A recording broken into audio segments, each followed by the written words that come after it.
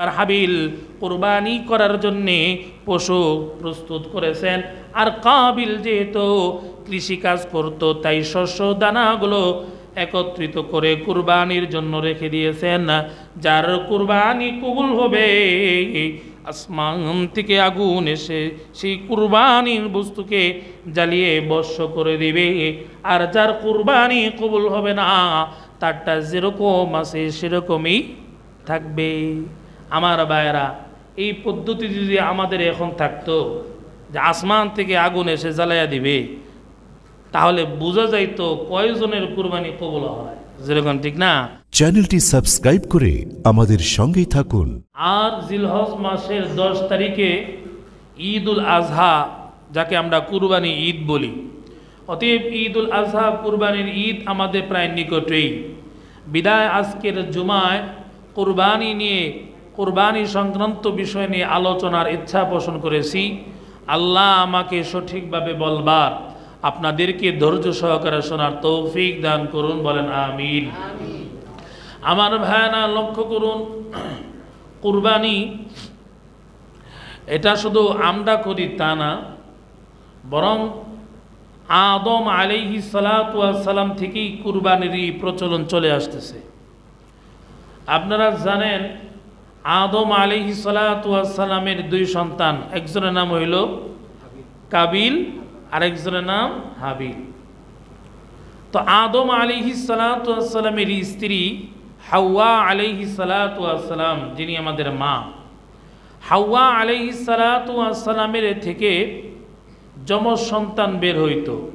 একই প্রসবে যমজ সন্তান বের হইত, একটি ছেলে একটি মেয়ে। লক্ষ্য করুন, ওই সময়ে যেহেতু আর অন্য কোনো মানুষ পৃথিবীতে ছিল না, বিদায় আল্লাহ রব্বুল আলামিন তখনকার প্রয়োজন অনুসারে বিধান দিয়েছেন, যেই গর্ভে একজন ছেলে আর একজন মেয়ে হবে তারা 2 জন আপন সহোদর বোন, আর আপন সহোদর বোনের মধ্যে বিবাহ করা কি হারাম। আপন ভাই বোনের মধ্যে বিবাহ করা কি হারাম। আল্লাহ রব্বুল আলামিন আদম আলাইহিস সালাতু ওয়াস সালামের একই গর্ভে, মা হাওয়ার একই গর্ভে যে 2 সন্তান, একজন ছেলে একজন মেয়ে, একই গর্ভে যারা জন্মগ্রহণ করছে, আল্লাহ ওই শরীয়তে, আদম আলাইহিস সালাতু ওয়াস সালামের সেই শরীয়তে বিধান দিয়েছেন তারা 2 জন হইল আপন সহোদর ভাই বোন, আর আপন সহোদর ভাই বোনের মধ্যে বিবাহ হারাম। তাই আল্লাহ রব্বুল আলামিন ওই সময়ের বিধান ছিল এটা, যে প্রথম গর্ভে যে সন্তান আর যে ছেলে মেয়ে আসবে তারা পরের গর্ভের ছেলে মেয়ের সাথে বিবাহ হবে। অর্থাৎ প্রথম যে ছেলে মেয়ে হয়েছে সেই প্রথম গর্ভের ছেলের সাথে পরের গর্ভের মেয়ের সাথে বিবাহ হবে, প্রথম গর্ভের মেয়ের সাথে পরের গর্ভের ছেলের সাথে বিবাহ হবে। তাহলে আর তারা আপন সহোদর ভাই বোন হইল না, তখনকার প্রয়োজন অনুসারে এই বিধানটা ছিল। তাহলে ভাই বোন তখনই হবে একই গর্ভে, একই গর্ভে ভাই বোনকে বিবাহ করা যাবে না, তখনকার হারাম ছিল। কিন্তু পরবর্তী গর্ভের সাথে, আগের গর্ভের ছেলে পরবর্তী গর্ভের মেয়ে, আগের গর্ভের মেয়ে পরবর্তী গর্ভের ছেলের সাথে বিবাহ করা বৈধ ছিল। এখন লক্ষ্য করুন, আদম আলাইহিস সালাতু ওয়াস সালামের প্রথম সন্তানের নাম ছিল কাবিল, আর কাবিলের সাথে যে মেয়ে দুনিয়ায় আসছে সে ছিল সুন্দরী, আর তখনকার বিধান অনুযায়ী তারা ছিল ভাই বোন, সহোদর ভাই বোন, অতএব ভাই বোনের মধ্যে বিবাহ হারাম। পরবর্তী গর্ভে একজন ছেলে একজন মেয়ে জন্মগ্রহণ করলো, পরবর্তী গর্ভে যে ছেলে হইল সেই ছেলের নাম হলো হাবিল, আর হাবিলের সাথে যেই মেয়ে জন্মগ্রহণ করছে সে ছিল কালো কুৎসিত। এখন লক্ষ্য করুন, বিবাহের সময় যখন আসলো, এখন নিয়ম অনুযায়ী আগের গর্ভের ছেলের সাথে পরের গর্ভের মেয়ের বিবাহ হওয়ার কথা, আগের গর্ভের মেয়ের সাথে পরের গর্ভের ছেলের সাথে বিবাহ হওয়ার কথা। কিন্তু কাবিল সে দেখলো পরবর্তী গর্ভের যে মেয়ে, সে মেয়ে লোক কালো, তার ভাগে কালোটা পড়ছে। পরবর্তী গর্ভের যে ছেলে হাবিল, হাবিলের সাথে তার সহোদর বোনের সুন্দর, তার ভাগে পড়ছে। এখন কাবিল বলে যে না, আমি এই বিধান মানি না, আমার আপন সহোদর বোন যেটা কাবিল চাইতেছে সহোদর বোন সুন্দরী যে তাকে বিবাহ করতে। আল্লাহর এই শরীয়তের বিধান সে মানে না। আমার ভাইয়েরা, আমাদের সমাজে এই খাসিয়তের মুসলমান আছে, দেখা যায় তারা বলতে চায় না, বাপ সাপ দেখলে মনে হয় যে তারা আল্লাহর এই শরীয়ত, আল্লাহর এই বিধান মানতে চায় না। যেরকম ঠিক কিনা? এরা কাবিলের লোক। কাবিল যেরকমভাবে আল্লাহর দেওয়া শরীয়ত, আল্লাহর দেওয়া হুকুম মানতে চায় নাই, আমাদের মুসলমানদের মধ্যে অনেকে দেখা যায় আল্লাহর বিধান মানতে গেলে তাদের নানান বাহানা এবং তাদের কথা কাজে বোঝা যায় তারা আল্লাহর বিধানকে অস্বীকার করতেছে। যেরকম ঠিক কিনা? আমার ভাইয়েরা লক্ষ্য করুন, কাবিল সে আল্লাহর বিধান লঙ্ঘন করতেছে, মানে না, না আমি পরবর্তী গর্বের মেয়েকে বিবাহ করব না, আমি আমার সাথে যেই সহোদর বোন যেটা তাকেই বিবাহ করব, সুন্দরী যে। আমার ভাইয়েরা বলেন, কালো আর সুন্দর কে বানাইছে? আল্লাহ বানাইছে। অনেক সময় দেখা যায়, অনেকের সময় দেখা যায় বউ কালো কিন্তু স্বামী সুন্দর। যেরকম ঠিক না? আবার অনেক সময় দেখা যায় বউ সুন্দর কিন্তু স্বামী কালো। আমার ভাইয়েরা লক্ষ্য করে শুনুন, কালো সুন্দর আল্লাহ বানাইছে। আল্লাহর কাছে কে কালো কে সুন্দর এটা আল্লাহ দেখেন না, বরং কার দিলের মধ্যে তাকওয়া আছে, আল্লাহর ভয় আছে, আল্লাহ সেটা দেখেন। জোরে কোন ঠিক কিনা? মুসলমান ভাইয়েরা আমার, হযরতে বেলাল কালো ছিল, কেমন মর্যাদা! নবী বলে, বেলাল আমি জান্নাতে তোমার পায়ের আওয়াজ শুনতে পাই। জোরে কোন সুবহান।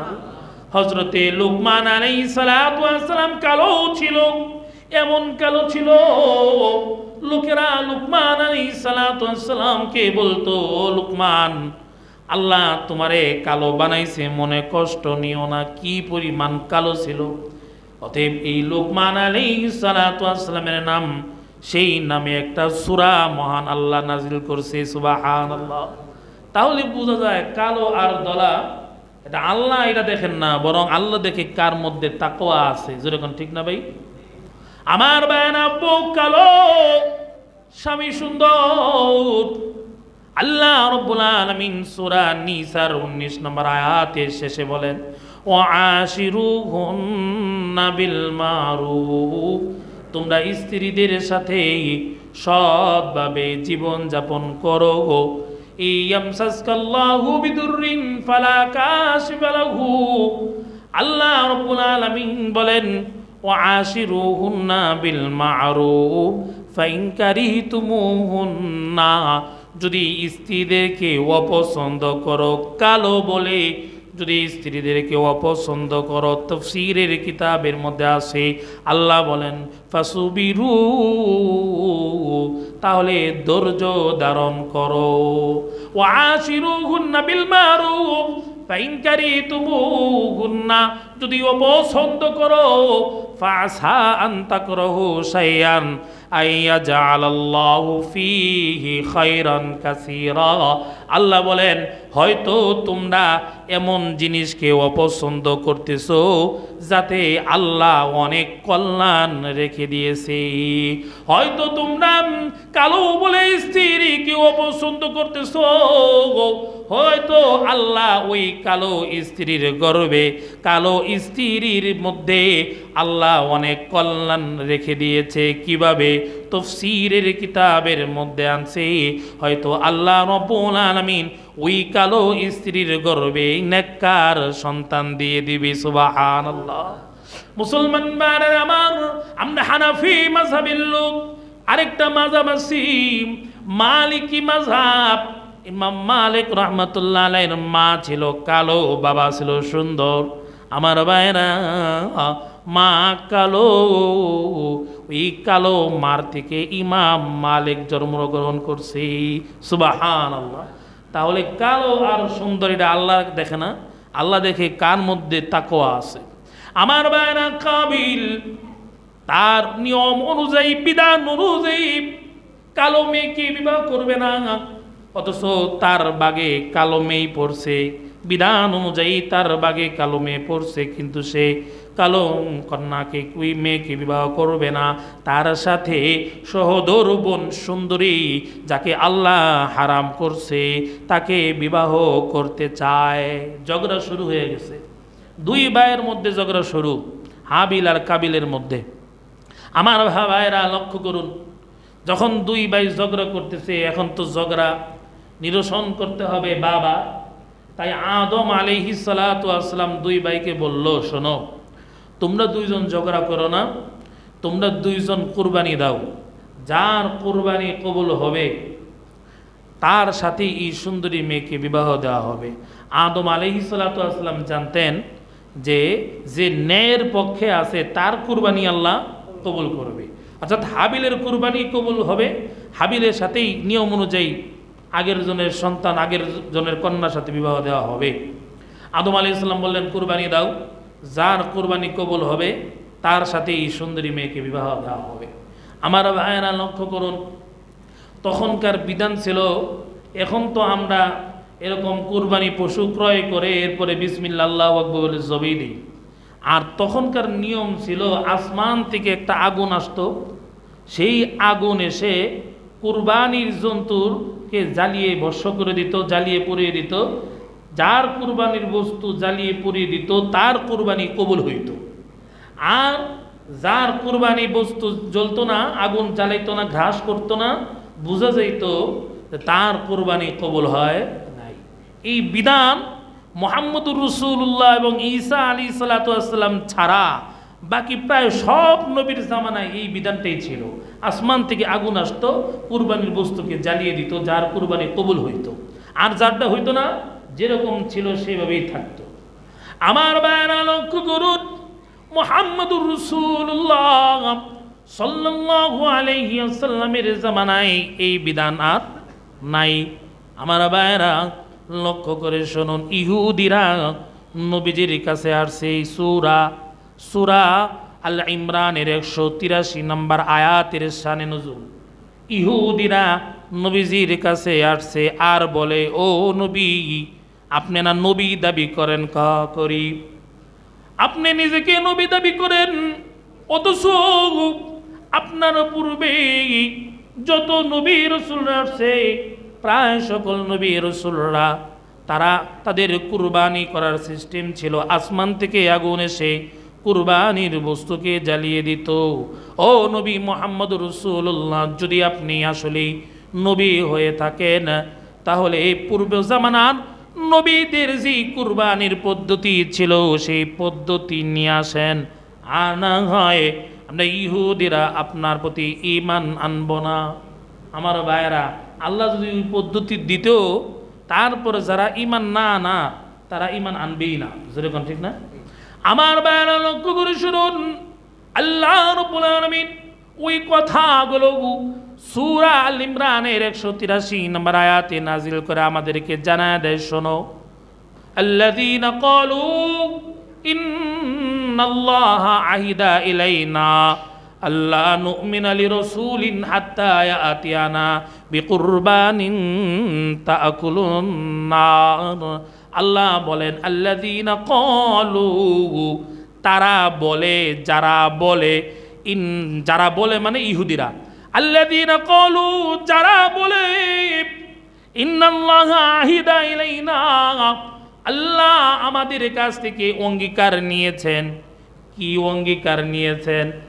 আল্লাহ নুমিনা হাত্তা ইয়াতিয়া বিকুরবানিন তাআকুলুন নার। ইন্নাল্লাহা আহিদা ইলাইনা আল্লাহ নুমিনা লিরাসূল, আমরা যেন কোন রসুলের প্রতি ঈমান না আনি, হাত্তা ইয়াতিয়ানা বিকুরবানিন তাআকুলুন নার, যতক্ষণ পর্যন্ত না আসে আগের জামানায় ওই আসমান থেকে আগুন এসে যে কুরবানির বস্তুকে জ্বালায়া দিত, ওই পদ্ধতি যেই নবী না আনবে, আমরা যেন ওই নবীর প্রতি বিশ্বাস না আনি, এ ব্যাপারে আল্লাহ আমাদের কাছ থেকে অঙ্গীকার নিয়েছে। এবার ইহুদিরা বলে, ও নবী মুহাম্মদ রাসূলুল্লাহ, যদি আপনি নবী হয়ে থাকেন, আগের জামানার যে কুরবানির পদ্ধতি ছিল, আসমান থেকে আগুন এসে কুরবানির বস্তুকে জ্বালায়া দিত, ওই পদ্ধতি যতক্ষণ পর্যন্ত না আনবেন, আল্লাহ বলছে আমরা যেন ওই রসুলের প্রতি বিশ্বাস স্থাপন না করি। মিথ্যা কথা। আমার ভাইরা, ইহুদিরা মিথ্যা দাবি করে। আমার আল্লাহ পরের অংশের মধ্যে বলেন, কুল, ও নবী আপনি বলে দেন, তাদেরকে বলে দেন, কদ জাআকুম রাসূলুম মিন ক্বাবলি বিল বাইনাত ওয়া বিল্লাযী কুলতুম ফালিমা কাতালতুমুহুম ইন কানু সাদিকিন। ও নবী আপনি বলে দেন, আমার পূর্বে তো অনেক নবী রসুল এসেছিল, যেই দাবি তোমরা করতেছো সেই দাবি অনুযায়ী সেই পদ্ধতি কুরবানি তারা নিয়ে আসছিল। ফালিমা কাতালতুমুহুম ইন কানু সাদিকিন, যদি তোমরা সত্যবাদী হয়ে থাকো তাহলে ওই সকল নবীদেরকে তোমরা কেন হত্যা করেছ? ইহুদিরা হযরত জাকারিয়া আলাইহিস সালাতু ওয়াস সালামকে, এভাবে আরও অনেক নবীকে তারা হত্যা করছে, অথচ তাদের কুরবানির পদ্ধতি ছিল আসমান থেকে আগুন আসতো, সেই আগুন সেই কুরবানির বস্তুকে জ্বালিয়ে দিত। আল্লাহ বলেন, ও নবী তাদেরকে বলেন, আপনার পূর্বে তো অনেক নবী রাসূল আসছিল, তারা কুরবানির এই পদ্ধতি নিয়ে আসছিল, যে পদ্ধতির কথা তারা বলতেছে, আসমান থেকে আগুন আসতো, কুরবানির বস্তুকে জ্বালিয়ে দিত, তো এই পদ্ধতি থাকা সত্ত্বেও তারা নবী রাসূলদেরকে কেন হত্যা করলো জিজ্ঞেস করেন। আমার ভাইয়েরা, তাহার মানে বোঝা যায় মুহাম্মদ রাসূলুল্লাহ সাল্লাল্লাহু আলাইহি ওয়াসাল্লামের শরীয়তে যদি সেই পদ্ধতিও থাকতো, ইহুদিরা ঈমান আনতো না। আমার ভাইয়েরা লক্ষ্য করুন, যেই কথাটা বলতেছিলাম, ওই সময় নিয়ম ছিল আসমান থেকে আগুন এসে কুরবানির বস্তুকে জ্বালিয়ে দিত। এবার লক্ষ্য করে শুনুন, হাবিল বকরি পালতো, দুম্বা পালতো, তাই হাবিল দুম্বা পশু হাবিল কুরবানির জন্য প্রস্তুত করে রেখেছেন। এবার হাবিল কুরবানি করার জন্যে পশু প্রস্তুত করেছেন, আর কাবিল যেহেতু কৃষিকাজ করত, তাই শস্য দানাগুলো একত্রিত করে কুরবানির জন্য রেখে দিয়েছেন। যার কুরবানি কবুল হবে, আসমান থেকে আগুন এসে সেই কুরবানির বস্তুকে জ্বালিয়ে ভস্ম করে দিবে, আর যার কুরবানি কবুল হবে না, তারটা যেরকম আছে সেরকমই থাকবে। আমার ভাইয়েরা, এই পদ্ধতি যদি আমাদের এখন থাকতো যে আসমান থেকে আগুন এসে জ্বালাইয়া দিবে, তাহলে বোঝা যাইতো কয়জনের কুরবানি কবুল হয়। যেরকম ঠিক না, আমাদের নিয়তের যে অবস্থা, কয়জনের কুরবানি যে কবুল হইতো, ওই সময় ধরা খাওয়া যাইতো যে এই তোমার কুরবানি কবুল হয়েছে না, নিয়ত ভালো আসিল না, অথবা টাকা হারাম আসিল। আমার ভাইয়েরা লক্ষ্য করে শুনুন, এবার দুইজন যার যার কুরবানির বস্তুগুলো উপস্থিত করে রেখেছেন, এখন আসমান থেকে আগুন আসবে আর বর্ষ করে দিবে। যেরকম ঠিক কিনা আমার ভাইয়েরা, দেখা গেল যে হাবিলের কুরবানি আল্লাহ কবুল করছে, আসমান থেকে আগুন এসে হাবিলের ওই কুরবানির বস্তুকে জ্বালিয়ে দিছে। আর ওই যে কাবিল যে ন্যায়ের পক্ষে ছিল না, আল্লাহর বিধান মানছে না, নিয়ত ভালো না, আমার আল্লাহ তার কুরবানি কবুল করে নাই, আগুন তার কুরবানি বস্তুকে জ্বালায়া দেয় নাই, কারণ নিয়ত ভালো ছিল না। যেরকম ঠিক না আমার ভাইরা লক্ষ্য করুন, এবার যেহেতু হাবিলের কুরবানি কবুল হয়েছে, কাবিলের কুরবানি কবুল হয় নাই। এবার কাবিল বলে, ও হাবিল লাআকতুলান্নাকা, আমি তোকে অবশ্যই হত্যা করব। বলেন না নাউজুবিল্লাহ। কাবিল, অবশ্যই আমি তোমাকে হত্যা করব। আমার দোষ কি? দোষ হইল আমার কুরবানি কবুল হইল না, আর তোর কুরবানি কবুল হইল, এই অপরাধে তোকে হত্যা করা হবে। বলেন না নাউজুবিল্লাহ। তাফসীর আয়াত তো এতটুকুই, আয়াতের মধ্যে আসছে ক্বালা লাআকতুলান্নাক, কাবিল বলল যে আমি অবশ্যই তোমাকে হত্যা করব। তাফসীরের কিতাবের মধ্যে আইছে, হাবিল তখন জিজ্ঞেস করে, ভাই আমাকে কেন হত্যা করবা, আমার অপরাধটা কি? অপরাধ হইল আমার কুরবানি কবুল হইল না, আর তোর কুরবানি কবুল হইল, এটাই তোর অপরাধ, এই অপরাধেই তোকে হত্যা করব। যেরকম না নাউজুবিল্লাহ। আমার ভাইয়েরা, সামনে নির্বাচন, দুই দলের লোকই এমপি প্রার্থী হুজুরের কাছে আইছে, হুজুর একটু দোয়া করেন, যাতে করে সামনে নির্বাচন এমপিতে পাস হতে পারি, একটু দোয়া করেন। এখন হুজুর তো বিপদে পড়ে গেছে, দুনো প্রার্থী আসছে, এখন বলেন এই দুই প্রার্থী দুজনের জন্য দোয়া করতে হবে না ভাই? দুজনের জন্যই দোয়া করতে হবে। এখন হুজুর দুইজনের জন্য দোয়া করছে, আর বলে আল্লাহ, যে ব্যক্তি যিনি আল্লাহ দেশের যার হাতে দেশ নিরাপদ, যে দেশের জনগণের জন্য কাজ করবে, দেশের জন্যে যে কাজ করবে, জনগণের জন্য যিনি কাজ করবে, যার হাতে ইসলাম নিরাপদ, ইসলাম হেফাজত থাকবে, আল্লাহ তুমি তাকে নির্বাচিত করে দিও। ভাই দোয়াটা খারাপ না ভালো? আয় আল্লাহ, যার হাতে ইসলাম হেফাজত থাকবে, যিনি দেশের খেদমত করবে, জনগণের খেদমত করবে, আল্লাহ তুমি তাকেই বিজয়ী করে দিও। দোয়াটা দুইজনের পক্ষেই গেছে, যেরকম ঠিক না? এখন দেখা গেছে ভোটাভুটি হওয়ার পরে দুইজনই তো আর জিতবে না, যেরকম ঠিক না? একজন জিতবে, একজনে ফেল করবে। এখন যে ফেল করছে সে আয়েশা কয়, হুজুর লাআকতুলান নাকা, আপনাকে হত্যা করব, ওই কাবিলের মতন।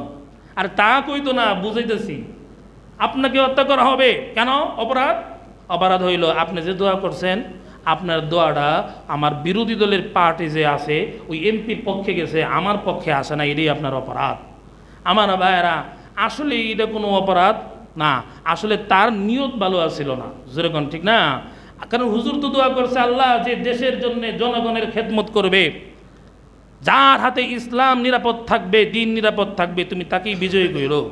এখন যার নিয়ত ভালো আছিল আল্লাহ তাআলা তাকে বিজয়ী দান করছে, আর যার নিয়ত ভালো আছিল না তাকে আল্লাহ ফেল করেছে। আল্লাহর হাতে সব ক্ষমতা। আমার ভাইরা, কুরবানি কবুল করে না করে আল্লাহর ইচ্ছা। যার নিয়ম ভালো থাকবে তার কুরবানি তো কবুল হবে, জোরে কোন ঠিক কিনা? যেরকম কাবিল যখন বলল, হাবিল লাআকতুলান্নাকা, তোমাকে হত্যা করব, অপরাধ কি? অপরাধ হইল তোমার কুরবানি কবুল হইল, আমার কুরবানি কবুল হইল না, এই অপরাধে তোমাকে হত্যা করব।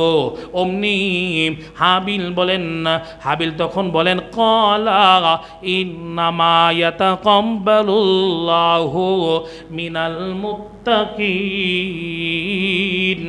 হাবিল তখন বলে, মূলত আল্লাহ রাব্বুল আলামিন মুত্তাকি বান্দার কুরবানি কবুল করে থাকে, মুত্তাকি বান্দার ইবাদত কবুল করে থাকে, যার মধ্যে আল্লাহর ভয় থাকে, যার নিয়ত ভালো থাকে, মূলত আল্লাহ তাআলা তার কুরবানি, তার ইবাদত কবুল করে থাকে।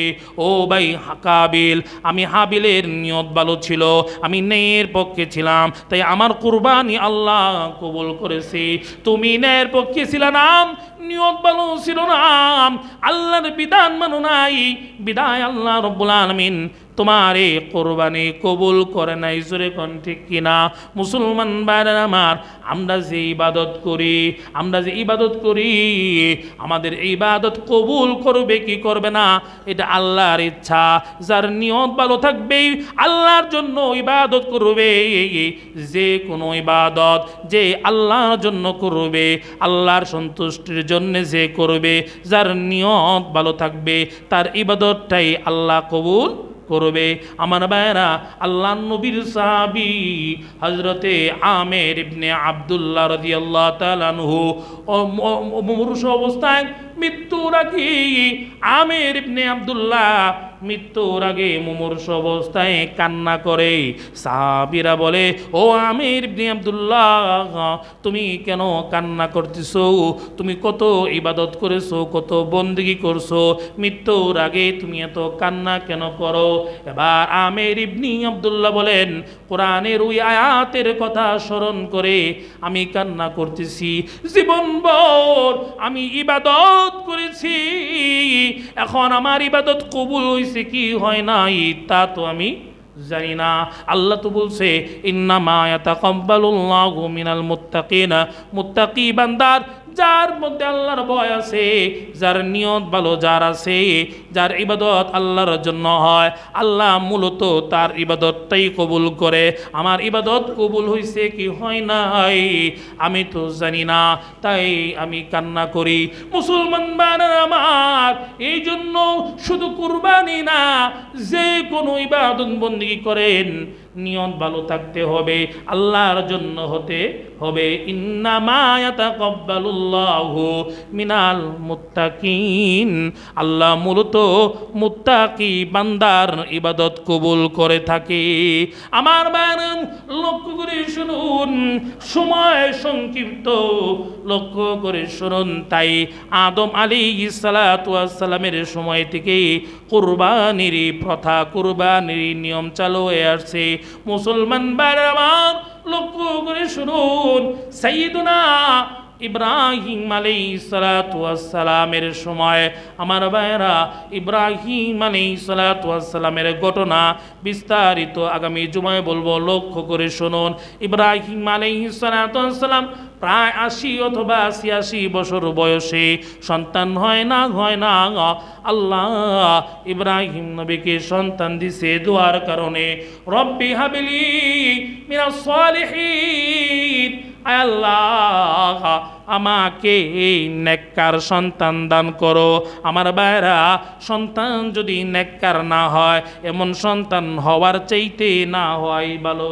নেককার যদি না হয়, বদকার হয়, বদমাইশ হয়, চোর ডাকাইত হয়, এমন ওয়ারিস থাকার চাইতে না থাকাই ভালো। আমার ভাইরা, তাই ইব্রাহিম আলাইহিস সালাতু ওয়াস সালাম আল্লাহর কাছে দোয়া করি, রব্বি হাবলি মিনাস সালিহিন, আল্লাহ তুমি আমাকে নেককার সন্তান দান করো। আল্লাহ ইব্রাহিম আলাইহিস সালাতু ওয়াস সালামের দোয়া কবুল করেছে। আল্লাহ জানা দেয়, ফাবাশশারনাহু বিগুলামিন হালিম, ও ইব্রাহিম সহনশীল পুত্র সন্তানের সুসংবাদ গ্রহণ করো। জোরে কোন সুবহানাল্লাহ।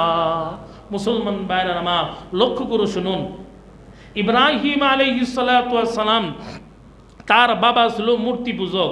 ঘটনা আপনারা জানেন, আরো বহুবার বলছি। ইব্রাহিম আলাইহিস সালামের বাবা ছিল মূর্তি পূজক। ইব্রাহিম আলাইহিস সালাম বাবাকে বলে, ও আব্বা, লিমা তা'বুদু মা লা ইয়াসমাউ ওয়া লা ইউবসিরু ওয়া লা ইউগনি আনকা শাইয়া, বাবা তুমি কার ইবাদত করো যে চোখে দেখে না, কানে শুনে না, যার কোনো ক্ষমতা নাই, এমন মূর্তির ইবাদত তুমি কেন করো? বলেন, ইব্রাহিম আলাইহিস সালাতু ওয়াস সালাম যে তার বাবাকে এই কথা বলছেন, কোনো অন্যায় কোনো কথা বলছেন না, হক কথা বলছেন? হক কথা বলছে, বুঝছেন না? এক আল্লাহর প্রতি ইবাদতের দাওয়াত দিছে, মূর্তির ইবাদত করতে না করছে, এটা হক কথা, ভালো কথা, সঠিক কথা।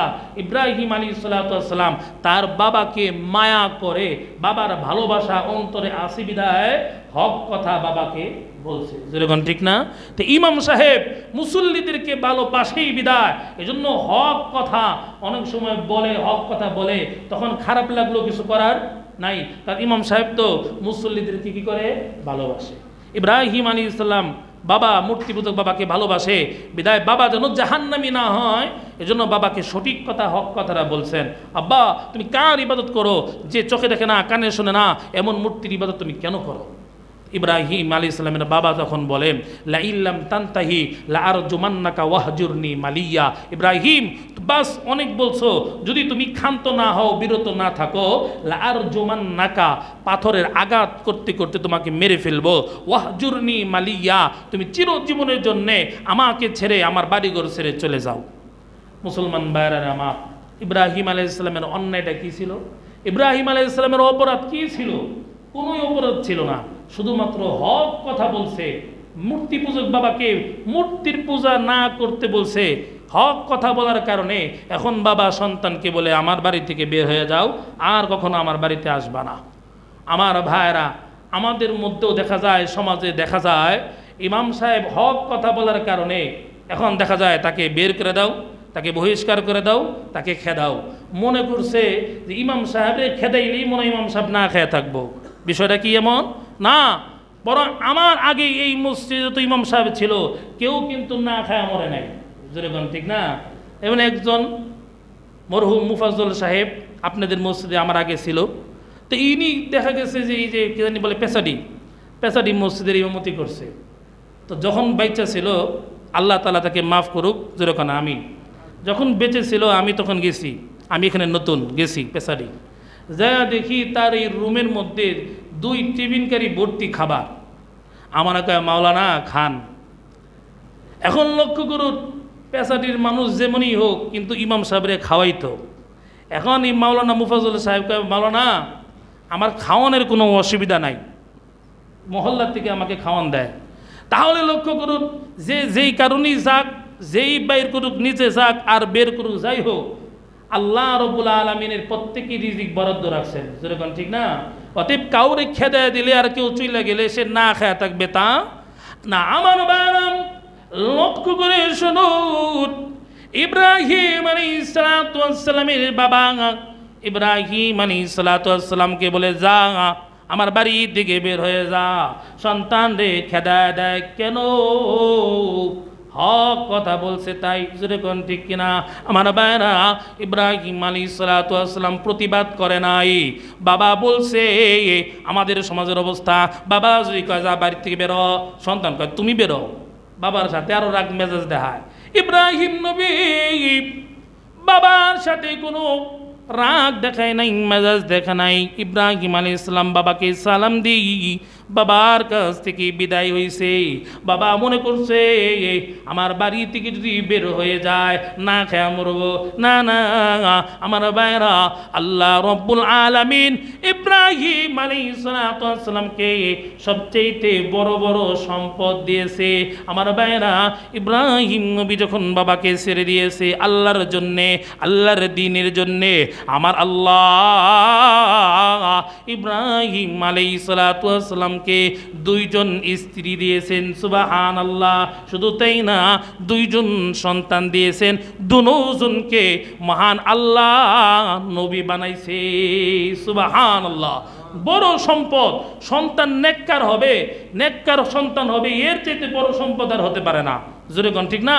ইব্রাহিম আলাইহিস সালাম বাবার কাছ থেকে যখন চলে আসছে, আল্লাহ রাব্বুল আলামিন তাকে 2 জন স্ত্রীও দিছে, আবার 2 জন সন্তান, 2 স্ত্রীর 2 জনের একজন একজন করে সন্তান দিছে, দুজনই কি আল্লাহ তাআলা নবী বানাইয়া দিছে। সুবহানাল্লাহ। আমার মায়েরা লক্ষ্য করে শুনুন, সময় সংক্ষিপ্ত, আলোচনা লম্বা করা যাবে না। ওই প্রথম সন্তান আল্লাহ রাব্বুল আলামিন ইব্রাহিম নবীকে 80 অথবা 86 বছর বয়সে প্রথম সন্তান দিলেন। এবার আমার আল্লাহ পরীক্ষা করতে চাইলেন, সন্তানকে বেশি ভালোবাসো না আমি আল্লাহকে বেশি ভালোবাসো? পরীক্ষা হয়ে যাবে। ও ইব্রাহিম যাও, আমি আল্লাহর সন্তুষ্টির জন্য সন্তানকে কুরবানি করো।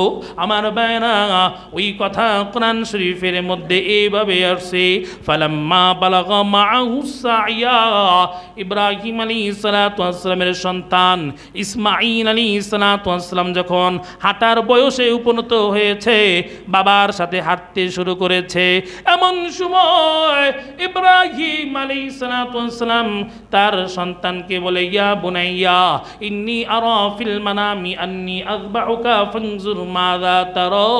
ও কলিজার টুকরা সন্তান, আমি স্বপ্নে দেখেছি তোমাকে জবে করতেছি, এখন তোমার রায় কি, অভিমত কি? আমার ভাইরা, এবার ইসমাঈল আলাইহিস সালাতু ওয়াস সালাম বলেন, ক্বালা ইয়া আবাতি ফাআল মা তুমার সাতাজিদুনি ইনশাআল্লাহু মিনাস সাবিরিন। ও বাবা, আপনাকে যে আদেশ করা হয়েছে, যে বিষয়ে আপনি আদিষ্ঠিত হয়েছেন তা আপনি পালন করুন। আল্লাহ চাহে তো আপনি আমাকে ধৈর্যশীলের অন্তর্ভুক্ত পাবে।